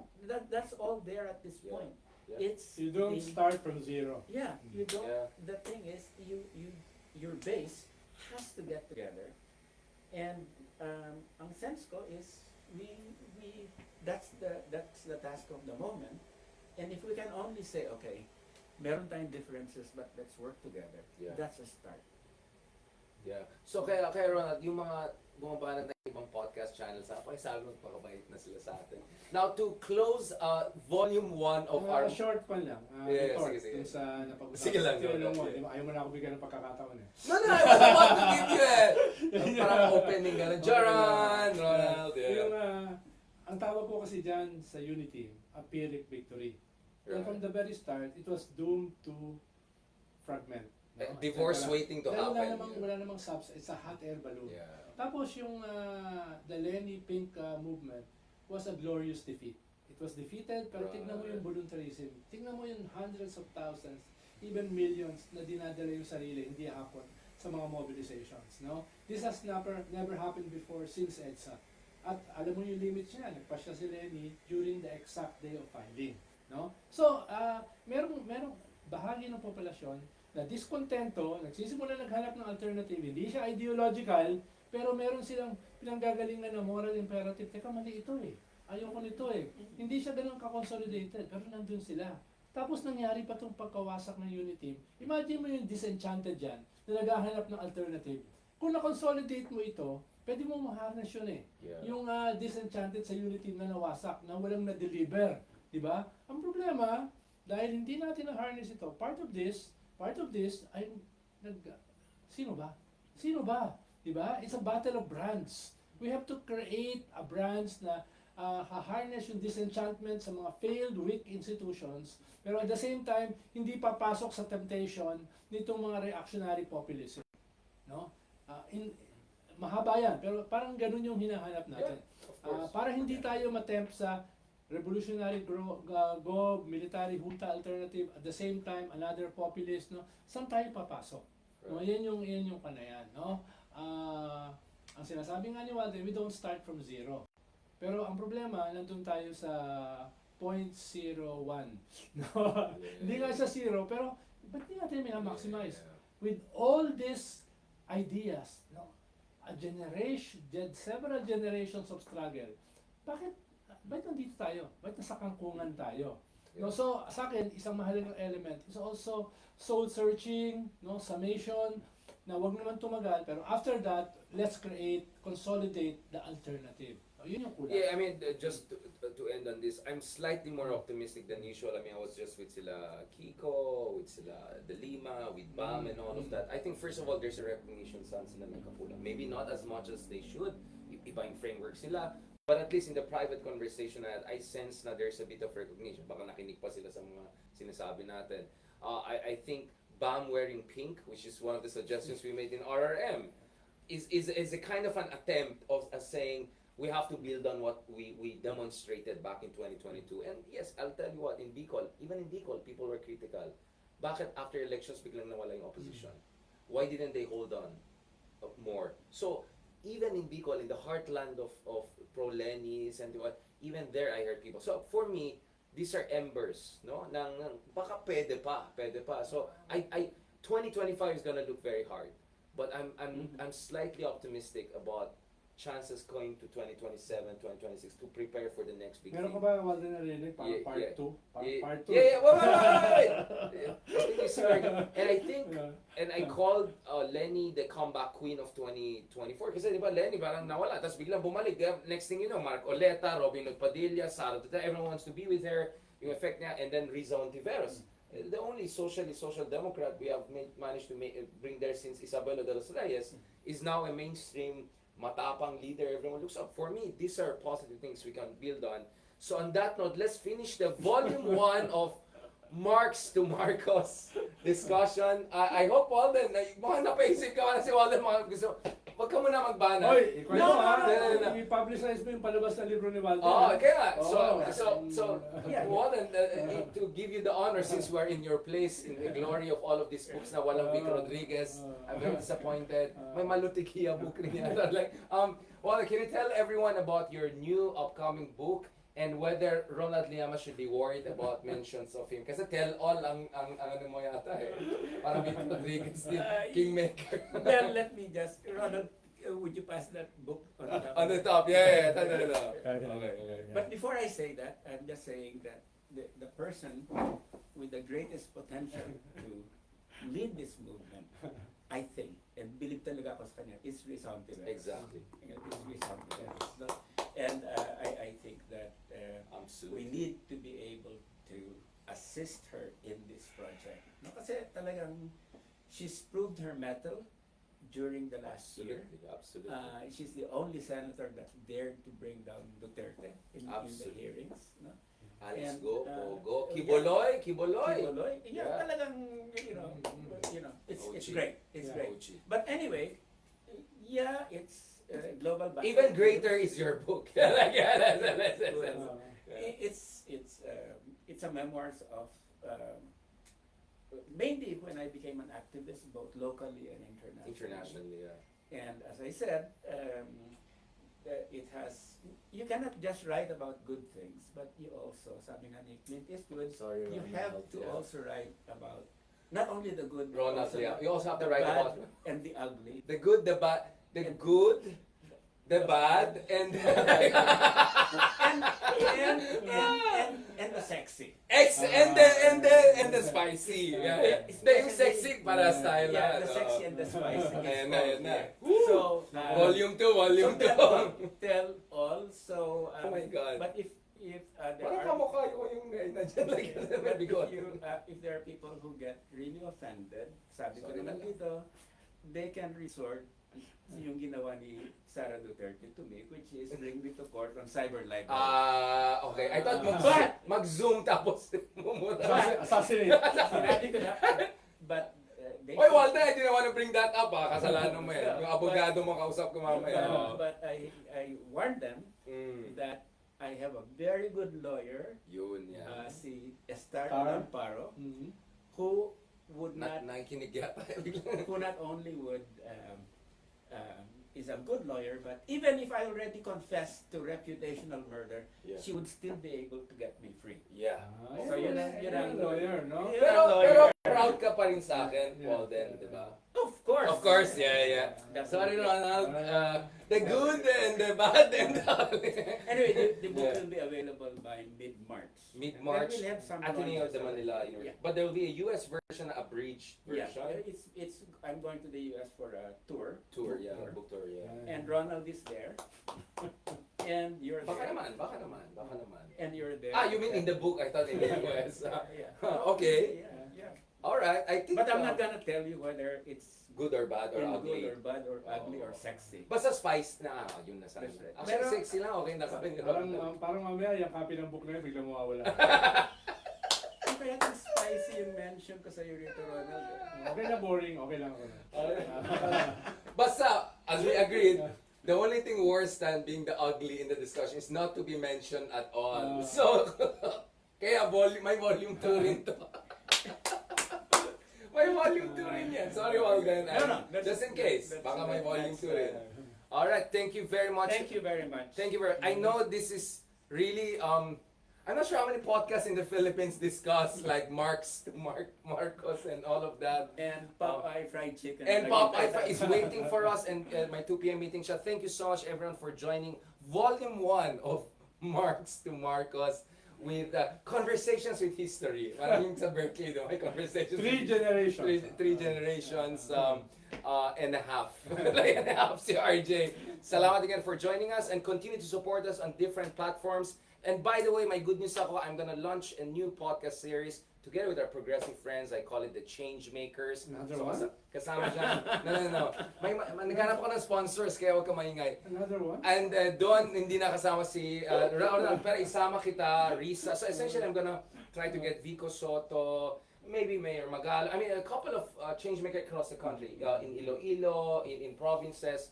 So we're looking at 12 of change makers in the country who could give us ideas about what could be a third positive alternative. So meron tayong bagong series. So hopefully, itong volume 1 of Marx to Marcos would be kind of a forward for that. Yeah. Right? Maybe. Thank you so much. Maraming salamat, Sir Ronald. Ay, Okay. Sir Walter. Maraming salamat, Justice Carpio.